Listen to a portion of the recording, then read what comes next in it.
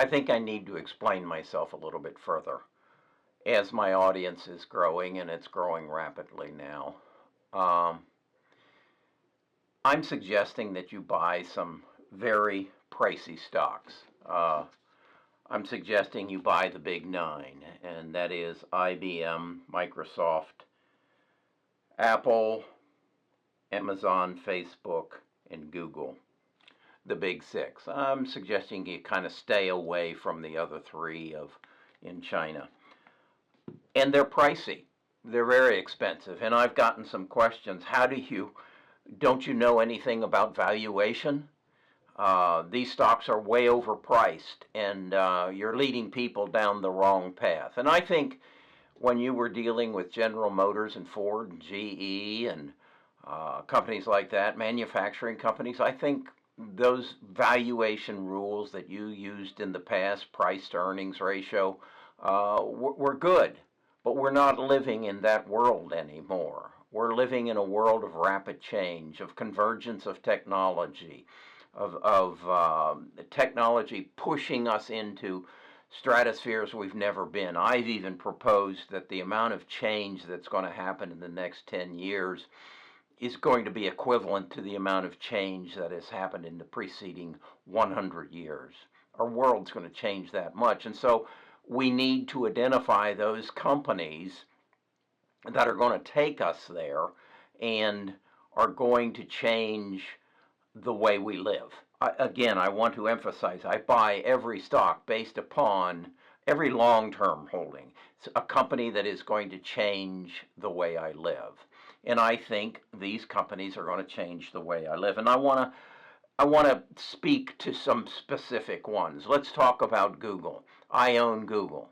I think I'm up about 20% on Google, and I understand I was not in this market until March. I got out of the market totally. I was in cash starting in roughly October, and I was totally out of the market until March, and I'm up, I believe, 19% on Google. I'm not buying Google for Google search.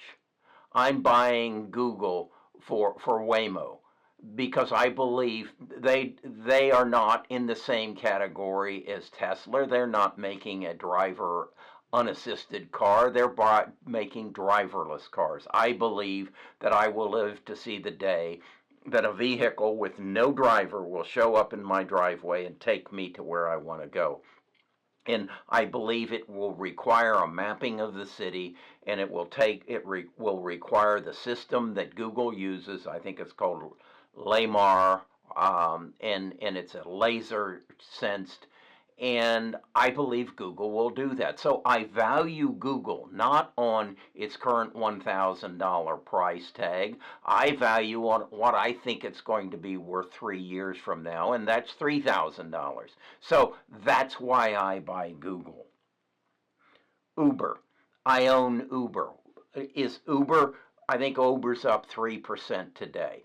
Is that because they laid off 1/3 of their people because the virus has affected them? No, it has nothing to do with that. It has more to do why I own it, because of Evilta. It's their flying car.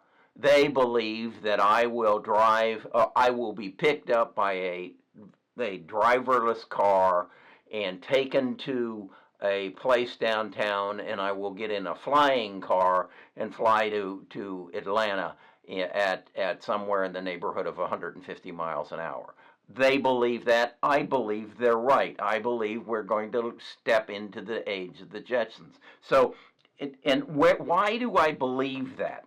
Because I read books that tell me about what the future is. And so if you go to page 6 through 11 in this book, you'll learn about the flying car. You'll learn more about Uber Eats.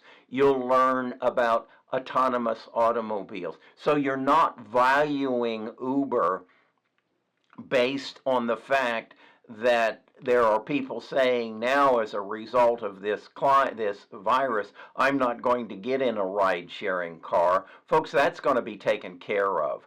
Our phone will clear us to tell the rest of the world we don't have a communicable disease as we get into that car, as we get into that airplane. If you don't believe that, then you will not be wanting to value the stocks the way I do. I believe that Apple and Google will give us a app that will tell me, and then I believe I will have a smart bathroom that will tell me every morning that I do not have a communicable disease, and I'll be able to present you my phone, and I will be allowed into that driverless car or that airplane. That's what I believe, and that's how I value stocks. At the same token, I value MetLife and Northwestern Life not worth anything. Because if you read pages 185 through 187 in this book, you'll learn about crowd insurance and blockchain, how the insurance business, there is no reason I should be paying the same thing as a 75-year-old who sits on the couch watching daytime TV, smoking cigarettes, eating Twinkies, and drinking Coke, and is the same height as me, but weighs 60 pounds more than me. There's no reason we should be paying the same insurance. And blockchain will see to it that that doesn't happen. All my data is out there. It's in the cloud, as so is the fat guy on the sofa's data out there. And so we can compare our data, and you who like my data over his data says, Kerry, we'll pool our money and do our own insurance, and we'll eliminate that brick and mortar building downtown that's 27 stories high and has all these employees and has all those people on the phone and has sales commissions and has luxurious parties and to celebrate their sale of success. That's going away. There's no reason that I should be paying the same type insurance premiums as them. Now, they'll still be there. That insurance company will still be there to insure the unhealthy guy. But me, no. I'm going into crowd insurance the same way that there is now crowdfunding that is putting the banks out of business. This world is changing, and that's why I value the companies who are ahead of that.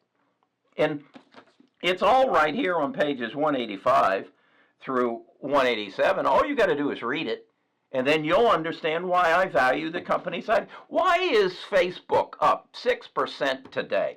6% today. Does it have to do with the advertising revenues they generate, or does it have something to do with them buying an Indian company by the name of Reliance Joe Platforms? They didn't buy it. They bought 10% of it for $5.7 million because they have access to 370 million subscribers in India. Well, that's equal to the population of the United States.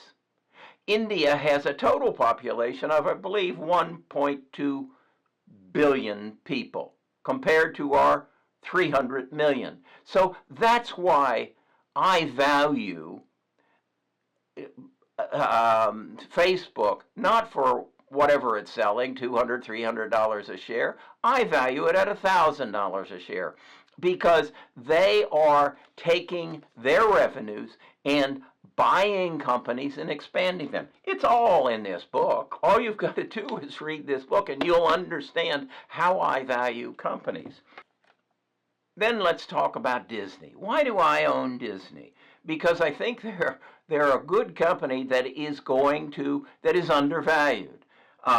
We are going to change our entertainment field from passive, where I sit in front of a TV and have my cocktail and eat my peanuts and watch Bloodlines on Netflix or Ozark, two wonderful shows.